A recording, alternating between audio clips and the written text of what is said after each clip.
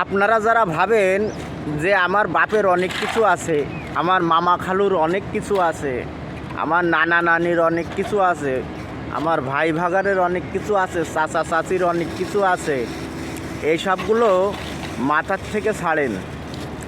আপনার একবার দুবার তিনবার চারবার দেবে, তারপরের বার তাদের কাছে যাবেন, লাঞ্ছিত অপমানিত কত প্রকার কী আপনাকে হতে হবে। অতএব আপনি শূন্য থেকে শুরু করবেন, মনে করবেন এই পৃথিবীতে আমার কেউ নেই, যা কিছু করতে হবে আমাকেই করতে হবে। এটা বাস্তব মিলিয়ে নিন। শূন্য থেকে যদি আপনি শুরু করেন তাহলে আপনি সফলতা দেখতে পারবেন। আর মামা খালু মা বাপ ভাই বোন আত্মীয় স্বজন এদের ভরসায় থাকবেন, আপনার জীবনটা বরবাদ হয়ে যাবে। কেউ কখনো কাউকে দিয়ে পারে না। সবসময় মাথায় রাখতে হবে আমি লোকের দেব, সে ভাই হোক, চাচা হোক, চাচি হোক, আত্মীয় স্বজন, বন্ধু বান্ধব যাই বলেন, নিজেকে দিলে আপনি যদি দিতে পারেন তাহলে তাদের কাছে ভালো থাকতে পারবেন। আর আপনি যদি শুধু নিতে থাকেন তাদের কাছ থেকে, তাদের আশা করেন, তাহলে মনে করেন সব থেকে আপনি তাদের কাছে খারাপ মানুষ হয়ে যাবেন।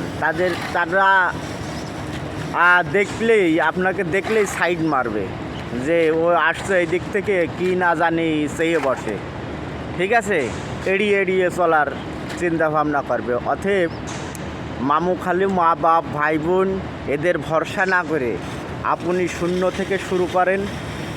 শূন্য থেকে শুরু করতে হলে পরিশ্রম করতে হবে, পরিশ্রমের বিকল্প নাই। আমি বারবার বলি, আপনি পরিশ্রম করবেন, সফলতা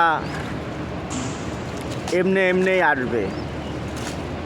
সব কিছু পৃথিবীর সব কিছু একজন দেখতে পায়, সেটা হচ্ছে আমাদের সৃষ্টিকারী।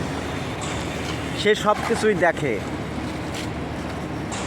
পরিশ্রমিক মানুষের সে কখনো নিরাশা করে না, এটা বাস্তব।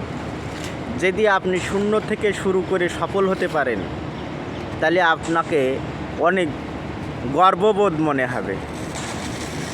আপনি একবার শূন্য থেকে শুরু করেই দেখেন, তাহলে সকলেই পারবে।